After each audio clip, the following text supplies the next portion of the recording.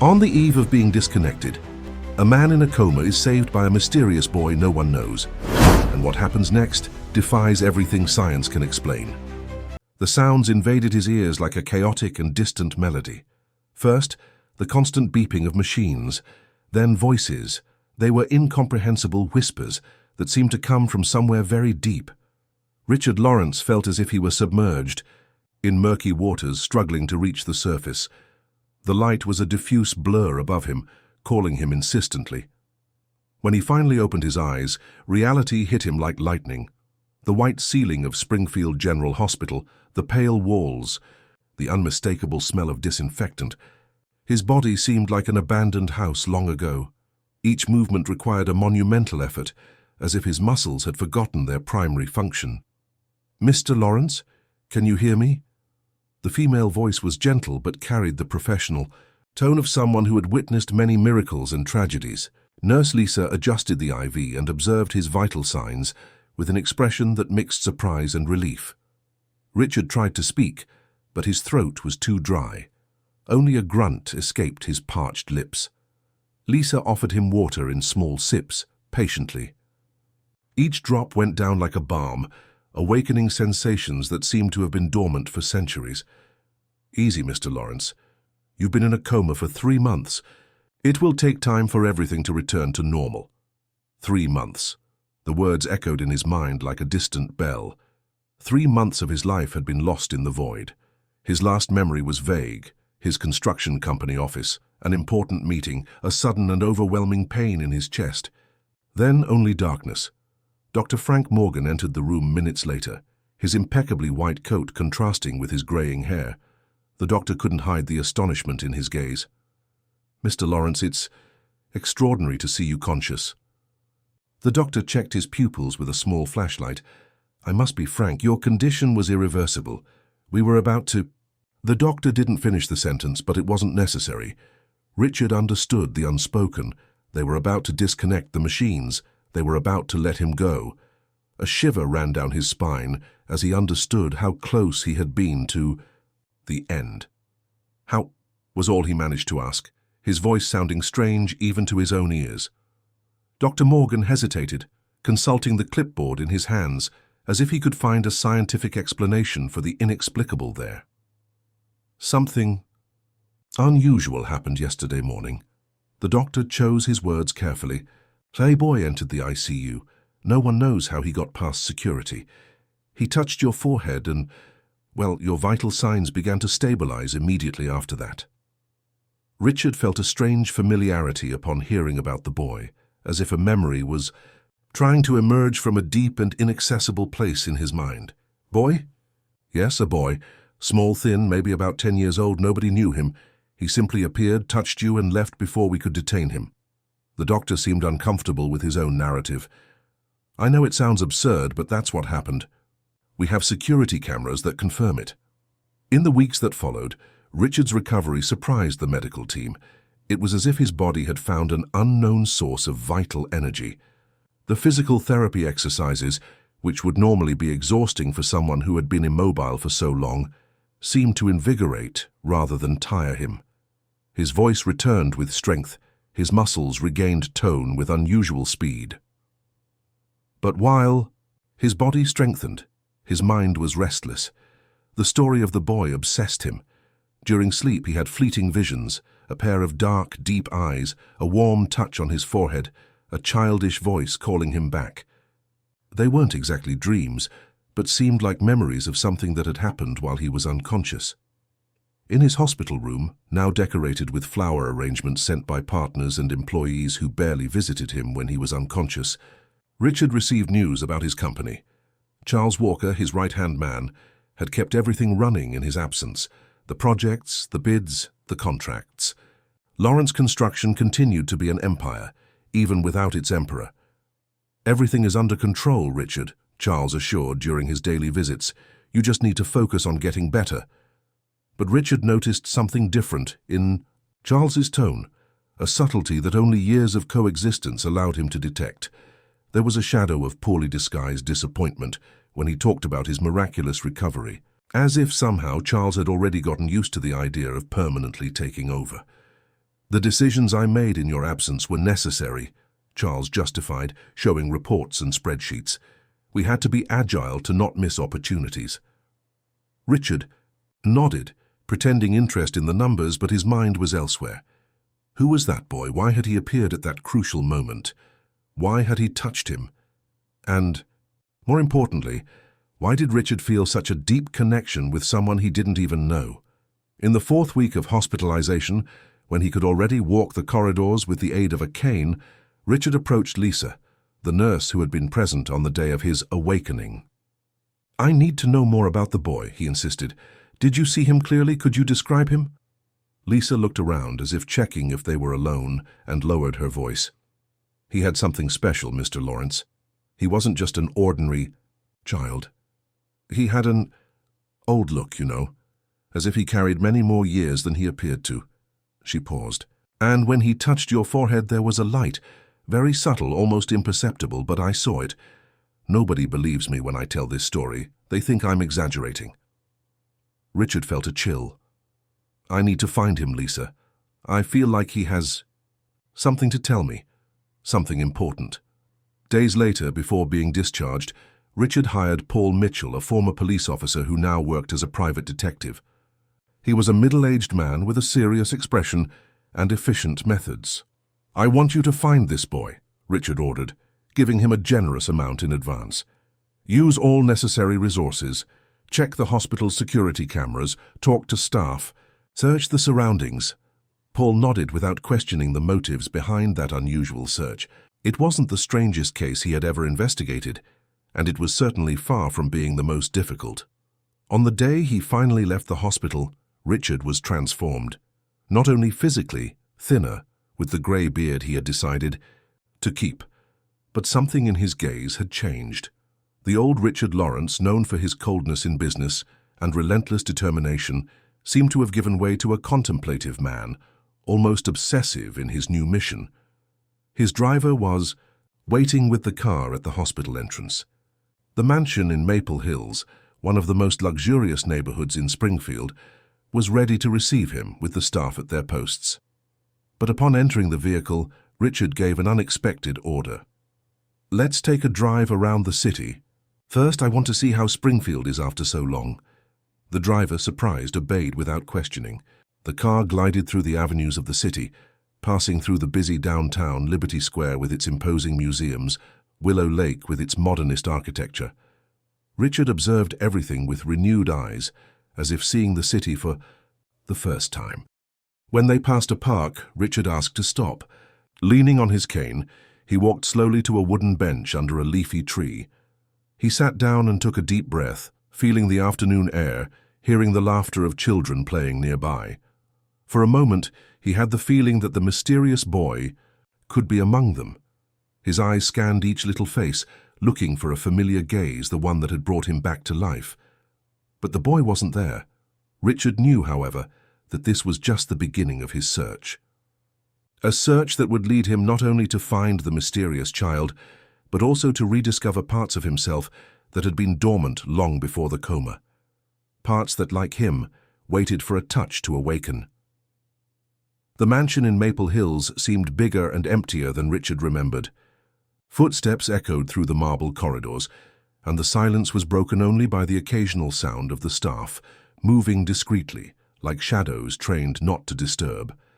Richard ran his hand over the surface of the mahogany dining table, large, enough for 20 people, but which rarely accommodated more than one. "Would you like dinner served now, sir?" asked Mrs. Zimmerman, the housekeeper who had worked for him for more than 15 years. "I'm not hungry," Richard replied, observing the woman's concerned expression. "I'm fine, Zimmerman. I just need to get used to being back." In his private office, Richard found everything exactly as he had left it months ago. The organized desk, the books lined up, the folders carefully separated. He picked up a picture frame, the only personal photo among the certificates and business recognition awards. It was an image of his parents, now deceased, both with serious expressions typical of old photographs. That night he couldn't sleep. Memories came like waves, not just of the last days before the coma, but of his entire life. fragments that seemed to want to reorganize themselves, as if the touch of that mysterious boy had stirred not only his body, but also the archive of his memories.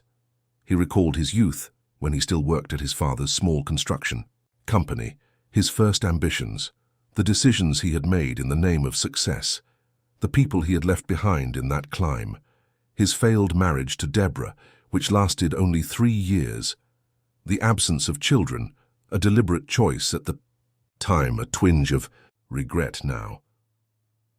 The next morning, Paul Mitchell, the detective, arrived punctually at 9 o'clock, bringing the first discoveries about the mysterious boy. "I got access to the hospital's security recordings," he explained, showing a tablet with grainy images. "The quality isn't the best, but you can see the boy here in the corridors and here leaving the ICU." Richard observed carefully. The figure was small, thin, dressed in simple clothes. The face wasn't visible in the images, just the outline of a child walking with an unusual determination for his age. Nobody stopped him? Nobody asked what he was doing there? According to the staff, he seemed invisible, as if he knew exactly when the corridors would be empty, when people would be distracted. Paul scratched his head, visibly intrigued. One of the security guards said he had the impression of seeing the boy, but when he blinked, he had already vanished. "I thought it was just an excuse to justify the failure, but after seeing the recordings, he really does seem to appear and disappear." Richard felt a shiver run down his spine. The mystery only deepened. "I need a sketch of this boy," he said, determined. "Nurse Lisa saw him up close. We'll hire her to describe the boy to a sketch artist." In the days that followed, while the sketch was being produced, Richard received a visit from Charles Walker. His partner brought detailed reports on the progress of the construction company's projects and decisions that had been made during his absence. "We closed the contract for the new mall in the southern region," explained Charles, with enthusiasm that seemed slightly forced. "And we bought that land in the hills that you had your eye on. It was a good deal. We got it for less than we expected." Richard mechanically flipped through the documents, signing where necessary, but his mind was distant. Charles noticed the distraction. "Are you okay?" "The doctors said it would be important to resume your routine gradually." "I'm fine," Richard assured. "I'm just thinking about some things, different perspectives." Charles studied him for a moment, as if trying to recognize the friend and partner of so many years in the contemplative man before him. "You've changed, Richard." It wasn't a question, but a statement. Richard raised his eyes from the documents and faced Charles for the first time in that meeting. Almost dying does that to people, I suppose. The silence that followed was filled by the ringing of the phone. It was Paul Mitchell. The sketch was ready.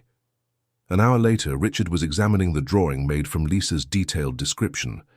The boy had large, expressive eyes, slightly arched eyebrows, a small nose, and thin lips. His hair was dark and wavy, short on the sides and a little longer on top. There was something familiar about those features, something Richard couldn't pinpoint, but which made him feel an inexplicable connection. "This will help a lot," Paul stated. "I'll take this sketch to the neighborhoods near the hospital, see if anyone recognizes the boy." While waiting for news, Richard decided to visit the hospital again, not for medical consultations, but to walk the same corridors where the mysterious boy had passed. It was an irrational impulse, he knew, but he felt he needed to do this. At the hospital, he was greeted with smiles and surprise by the team that had cared for him. Dr. Morgan invited him for coffee in his office. "Your recovery continues to surprise all of us," commented the doctor. "The tests we did before your discharge show perfectly normal brain function. It's as if you had never been in a coma." "And that's unusual?" "For someone who was in a vegetative state for 3 months, it's practically unprecedented." The doctor hesitated before continuing. "There's something I didn't mention before, Mr. Lawrence. The day before your recovery, we had a meeting with the medical team. Your condition was deteriorating. We had already initiated the protocol for disconnecting the machines." Richard felt the weight of those words. He had really been on the verge of the end. "Why did the boy appear on that very day? How did he know?" he asked, more to himself than to the doctor. Dr. Morgan adjusted his glasses, visibly uncomfortable. I don't have scientific answers for that, Mr. Lawrence, only facts. You were dying, the boy appeared, you started to improve. The connection between these events may be coincidence or... He left the sentence hanging. Or something that science doesn't yet explain, completed Richard. As he left the hospital, Richard walked through the parking lot until he found a concrete bench in the shade of a tree. He sat there, observing, people coming and going, worried family members, patients with expressions of relief or apprehension, doctors and nurses with fatigue stamped in their eyes. That's when he noticed an elderly woman selling meat pies from a small cart near the staff entrance. Something in the way she moved, with familiarity and ease, suggested she had been there for a long time. Perhaps she had seen something. He approached casually, bought a pie and while paying took the sketch from his pocket. "Have you worked here for a long time, ma'am?" "For 15 years, sir," she replied proudly. "I started selling candy, then moved to savory snacks. Everyone here knows Mrs. Betty." Richard showed her the drawing. "Have you by any chance seen this boy around here?" The vendor adjusted her colorful framed glasses and examined the image carefully. Her eyes widened in recognition. "But that's Michael, Hannah's son." Richard's heart raced. A name. Finally, a name. "Michael, are you sure?" "Of course I am. This boy used to come here all the time with his mother. Hannah worked in the hospital cleaning staff for a while, a few years back. Then she got a better job, I think, at a school. The boy was well-mannered, always called me Ma'am." Betty furrowed her brow. "But it's been a while since I've seen... There's about 2 years, maybe." "Do you know where they live, or the last name?" Betty scratched her chin, thoughtful. Hannah Adams, if I'm not mistaken. She lived near Oakwood, on one of those streets that go up the hill. Simple house, but well kept. I remember because I once delivered an order there when she was sick." Richard thanked her, leaving a generous tip that made Betty's eyes shine. He immediately called Paul Mitchell and passed on the information. "Hannah Adams, mother of a boy, named Michael, former hospital employee, lives near the Oakwood neighborhood. Find her as quickly as possible." In the days that followed, Richard could hardly concentrate on anything else. The construction company, the business, everything seemed distant and unimportant compared to his search. Charles began to show concern about his apparent disinterest. "We have the meeting with the resort investors next week," he reminded, leaving a folder of documents on Richard's desk. "We need your presence and full attention. It's the biggest project of the year." Richard nodded distractedly as he looked out the panoramic window of his office, from which much of the city could be seen. Springfield stretched out below with its avenues, buildings, and mountains in the background.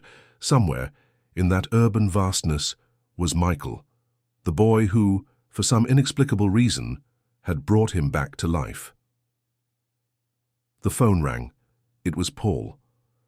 "I found Hannah Adams," announced the detective with a note of triumph in his voice. "She works as a secretary at a public school in the St. Mary's district. Lives in a house in the upper part of Oakwood, exactly as the pie vendor said." "And the boy, Michael?" There was a pause on the other end of the line. "That's the complicated part, Mr. Lawrence. According to the neighbors, the boy disappeared about a year ago. No one knows exactly what happened." Richard felt a chill run down his spine. How could the boy have disappeared a year ago and yet have been in his hospital room just a few weeks ago? "I want the exact address," he said, with a determination. That surprised even himself. "I'm going to visit her personally." Paul hesitated. "Mr. Lawrence, maybe it would be better if I spoke with her first, prepared the ground." "If the boy is really missing, this is a delicate matter." But Richard had already made his decision. Something inside him said he needed to see Hannah Adams with his own eyes. He needed to understand who Michael was and why he felt such a deep connection with the boy he had never known before. "Send me the address, Paul. I'll go tomorrow morning." That night, lying in the king-size bed in his room, Richard had a vivid dream. He was in an open field, under a starry sky. He wasn't alone. There was a woman by his side, whose face he couldn't distinguish, and between them, holding hands with both, was the boy from the sketch. Michael smiled at him with a familiarity that warmed his heart. In the dream, Richard knew with absolute certainty that this was his son. He woke up startled, his heart beating fast. The dream seemed so real that he needed a few minutes to orient himself. He looked at the clock, 4:37 in the morning. He knew he wouldn't be able to go back to sleep. He got up and went to the window. The city was still asleep, with only a few lights punctuating the darkness. In a few hours, he would be face to face with Hannah Adams, and something told him that this meeting would change his life forever. The Oakwood neighborhood contrasted drastically with Maple Hills, where Richard lived. While his neighborhood was marked by spacious mansions and tree-lined streets, here the houses crowded together on steep alleys, many without finishing, painted in vibrant colors that defied the simplicity of the structure. Children played in the narrow streets, and ladies chatted at the doorways, momentarily interrupting their conversation to observe the luxury car that climbed the hill with difficulty. "Are you sure it's here, sir?" asked the driver, visibly uncomfortable. "Absolutely," replied Richard, checking the address sent by Paul. "Number 47, Acacia Street." The car stopped in front of a simple but impeccably maintained house. The light blue facade was well preserved, with small fern pots hanging from the eaves and a white-painted wooden door. A small garden in front displayed colorful flowers, arranged with evident care. Richard took a deep breath before getting out of the vehicle. He felt his heart beating strongly, a mixture of anxiety and an inexplicable sense of familiarity. It was as if he had been there before, as if that place was part of a memory deeply buried in his mind. "Wait here," he ordered the driver, who nodded, visibly relieved not to have to leave the car. As he approached the low gate, Richard noticed a discreet sign, "Beware of the dog." But there was no dog in sight. Just the distant sound of music coming from inside the house, an old song, which he vaguely recognized as a hit from the 90s. He knocked on the gate, instinctively adjusting the blazer he had chosen to wear, despite the heat. No one answered. He knocked again, a little harder. The music was interrupted and footsteps approached. "Coming!" a female voice sounded from inside the house. When the door opened, Richard felt as if time had frozen. There, before him, was a woman of about 40, brown hair tied in an unpretentious bun, dark and expressive eyes wearing a simple blouse and jeans. Their eyes met, and he saw the immediate recognition followed by a deep shock in her features. "Hannah," he whispered, more as a statement than a question. Hannah Adams brought her hand to her mouth, visibly paling. For a moment, Richard feared she might faint. Her legs seemed to weaken, and she leaned on the doorframe. "Richard," she finally said, her voice almost inaudible. "What are you doing here?" The question hung in the air between them, loaded with decades of silence and unrevealed secrets. Richard realized that despite the years and the marks that time had left, this was undeniably the same Hannah he had known in his youth, the same woman who had been his first and perhaps only true love. "May I come in?" he asked, aware of the curious glances from neighbors. "We need to talk." Hannah didn't respond immediately. Her eyes were fixed on a point behind Richard, widened in astonishment. When he turned to see what she was looking at, he felt his heart almost stop. In the wardrobe mirror, fogged by the humidity of the rain that entered through the half-open window, there was a message written, as if an invisible finger had slid across the glass. "I'm fine, stay together." The message began to disappear almost immediately, the fog dissipating, but they had both seen it. It wasn't imagination, it wasn't desire. It was real as the drawing on the bed, as the objects arranged in a circle, as the presence. They felt increasingly intensely. "Michael," Hannah called, her voice choked with contained tears. "Son, if you can hear us, we need to know and we need to understand." The silence that followed was broken only by the sound of rain and distant thunder. No new message appeared, no object moved. It was as if, having said what needed to be said, the presence had temporarily withdrawn. Richard approached Hannah, taking her hands in his, the first truly intimate contact they had shared since their reunion. "I don't know what's happening," he said, looking directly into her eyes. "I don't know if we'll ever fully understand, but I know that our son, in some way that transcends logic and science, brought us back to each other, and I believe he wants us to stay that way." Hannah didn't recoil from his touch. There was pain. In her eyes, doubts, old wounds that still needed to be healed. But there was also something more, a recognition of the path they had traveled, of the wounds that were slowly beginning to heal. "You lied to me, Richard," she said, her voice low but firm. "By omission or convenience, you rewrote our history in a way that absolved you of guilt. I need to know that this won't happen again, that this time, regardless of what happens between us, it will be based on truth." "I promise," he replied, with a sincerity that came from the depths of his being. "No more lies, no more escapes. I want to be the man that Michael believed I could be, the man you deserved from the beginning." Slowly, as if testing the solidity of that moment, Hannah moved closer and rested her head on Richard's shoulder. It wasn't complete forgiveness. It wasn't an immediate restart. But it was a step, a small and precious step towards something new. And as they remained like this, embraced in the room of the sun who had united them in a way neither of them could have foreseen, the storm outside began to abate. The thunder receded, the rain diminished to a gentle drizzle. And for a brief moment, a ray of sun managed to penetrate between the clouds, illuminating the room with a golden clarity that seemed to bless that moment of reconnection. Time, that invisible craftsman, works silently, molding lives, healing wounds, transforming people. 6 months had passed since that stormy afternoon in Michael's room. The dry, cold winter had given way to spring, which exploded in colors and aromas throughout Springfield. The house in Oakwood had gained new life. The garden, now cared for daily by Richard, displayed vibrant and well-tended flowers. The facade had received a fresh coat of paint, in the same shade of blue that Hannah had always liked. Inside, new furniture mixed harmoniously with old pieces, creating an environment that respected the past while embracing the present. Richard hadn't returned to the mansion in Maple Hills. After many conversations, tears and reconciliations, he and Hannah had decided to rebuild their story together, day by day, with the patience of those who know that solid foundations require time and dedication.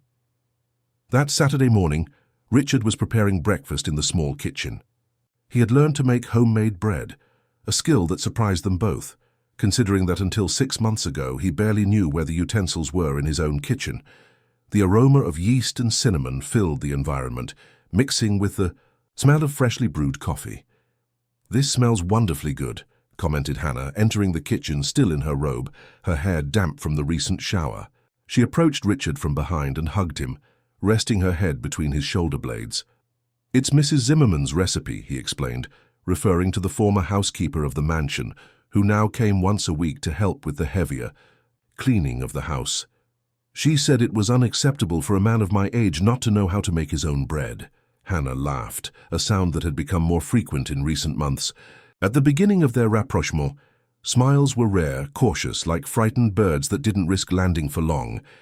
Now, her laughter came more easily, more fully, although it still carried a hint of melancholy that might never completely disappear. "She's right, I'm impressed with your culinary dedication." Hannah moved away to get cups from the cabinet. "By the way, did the teachers confirm their presence at today's event?" The event she was referring to was the inauguration of the new library at the school where Hannah worked as a secretary. After discovering the precarious conditions of the reading space used by the students, Richard had financed a complete renovation, transforming a poorly lit room with few books into a modern, welcoming and well-equipped environment. "Yes, everyone." "Confirmed." The principal said some parents also want to participate. Richard removed the bread from the oven, satisfied with the golden and crispy result. The truck with the new computers arrives at 2. It was a project that meant a lot to both of them. For Hannah, it represented the improvement of a place she considered almost a second home. For Richard, it was part of a broader transformation in his professional life.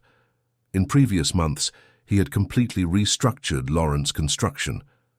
After a frank conversation with Charles, his former right-hand man, he had decided to step away from the daily management of the company.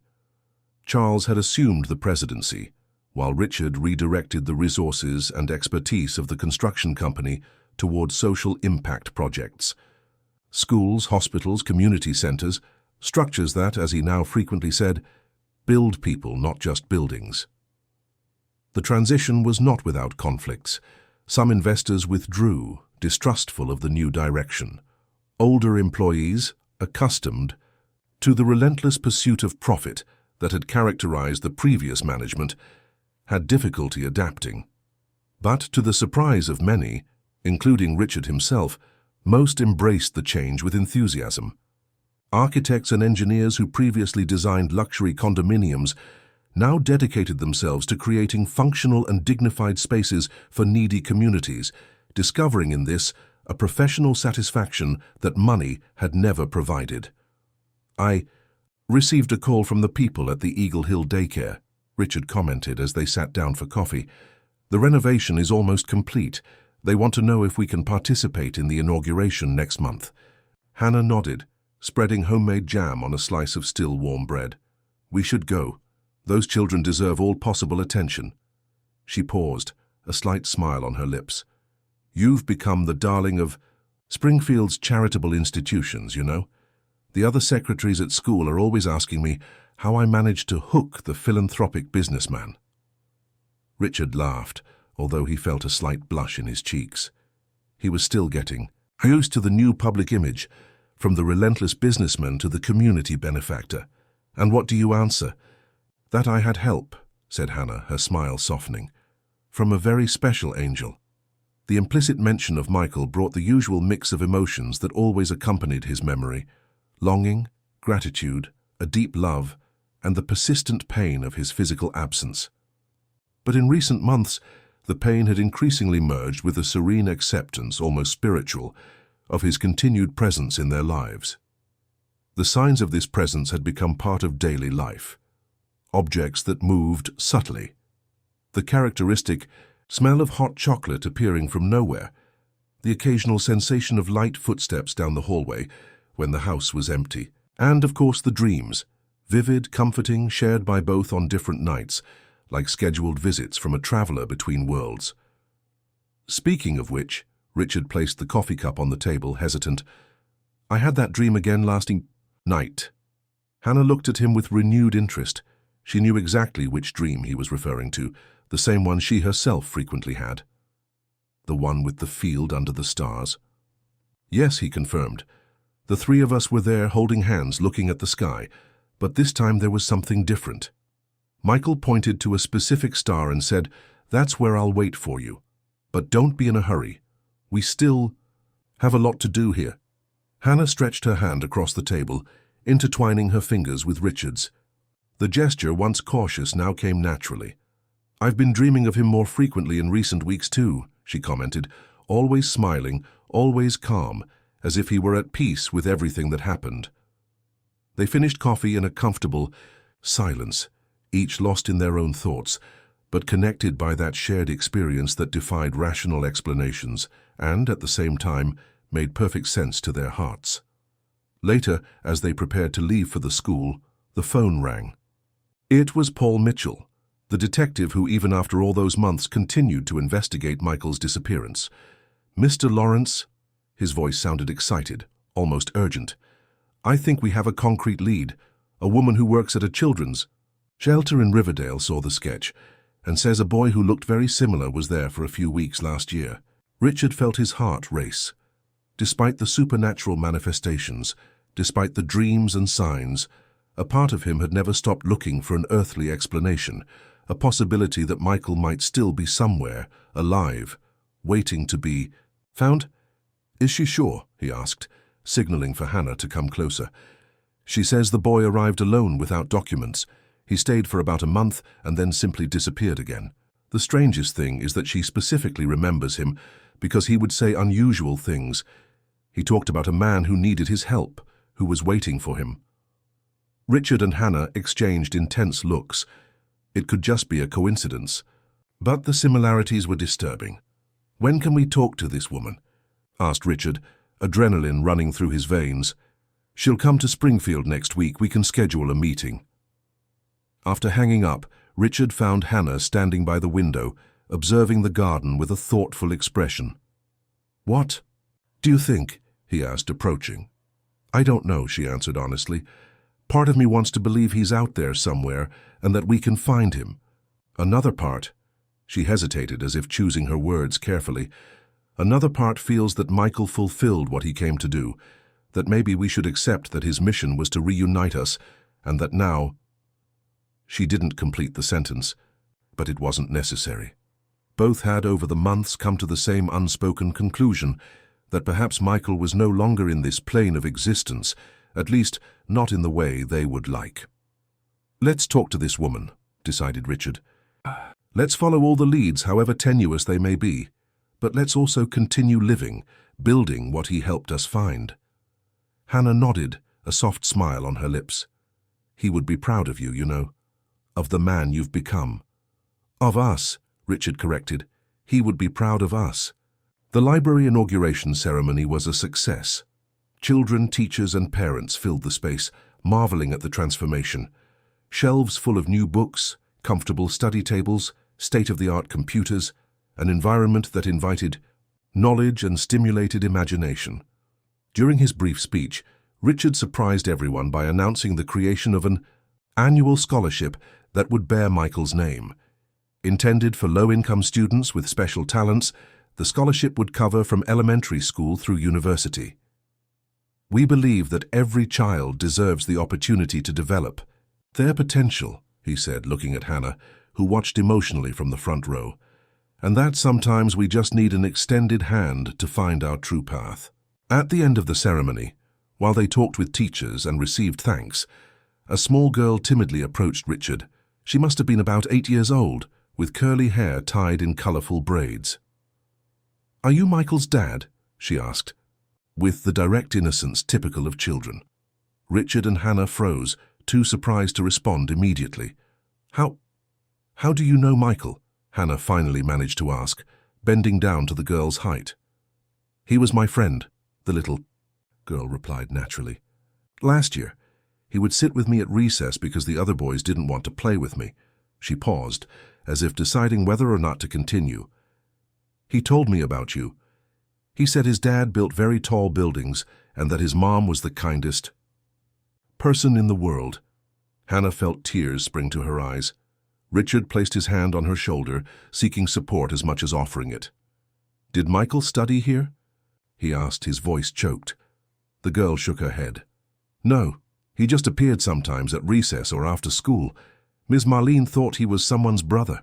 She looked around, as if checking if no one was listening, and whispered, "He knew things no one else knew. Once he told me that my grandma, who's in heaven, sent word that she liked the flowers I left on the altar, and I had never told anyone about the flowers." Richard and Hannah exchanged astonished looks. The description perfectly matched the Michael they knew, sensitive, intuitive, connected somehow with realities that escaped common understanding. "Does he—" Hannah hesitated, almost afraid to ask. "Does he still appear around here?" "The kin." Girl shook her head, a sad expression on her little face. "It's been a long time since I've seen him. One day he told me he needed to go help someone very important, that it was his mission." She looked directly at Richard. "I think it was you." Before they could ask more questions, a teacher called the girl, who said goodbye with a wave and ran to join her class. Richard and Hannah remained there, stunned by the surreal conversation they had just had. "She saw him," whispered Hannah, tears now flowing freely. "He was here, interacted with her." "How is that possible?" asked Richard, although he knew there was no logical, scientific answer to that question. On the way back home, both remained silent, processing the new information, trying to fit it into the mosaic of mysteries and revelations that had been their life in recent months. Upon arriving, they found the house empty, silent but welcoming. Richard prepared tea while Hannah leafed through a photo album of Michael. It was a ritual they shared frequently, revisiting memories, telling stories, keeping alive the presence of their son in their lives. "You know," said Hannah, observing, "a photo of Michael at about 6 years old, smiling on a swing. Maybe we don't need to understand everything. Maybe it's enough to accept that our son was special, that he came to this world with a purpose that transcends our limited understanding." Richard nodded, sitting beside her on the sofa. Whatever happened, whatever the explanation, One thing is certain, he saved us. Not just my physical life, but our souls. He took Hannah's hand in his. He gave us a second chance to do right what we once did wrong. Hannah rested her head on his shoulder, a gesture that had become natural in recent months. And we will honor that gift every day, she promised, living with purpose, with love, with the wisdom that he somehow taught us. At that moment, as often happened when they spoke of Michael with open hearts, they felt the presence, that inexplicable sense that they were not alone, that they were being watched with love. A gentle breeze entered through the window, although there was no wind outside. The aroma of hot chocolate filled the room for a few seconds, before dissipating as mysteriously as it had appeared. And in the living room mirror, briefly fogged, as if someone had blown on it, 3 words formed visible for just a moment before disappearing. Love you always. Richard and Hannah didn't need more confirmations, more proof or explanations. In their hearts they knew the truth that mattered.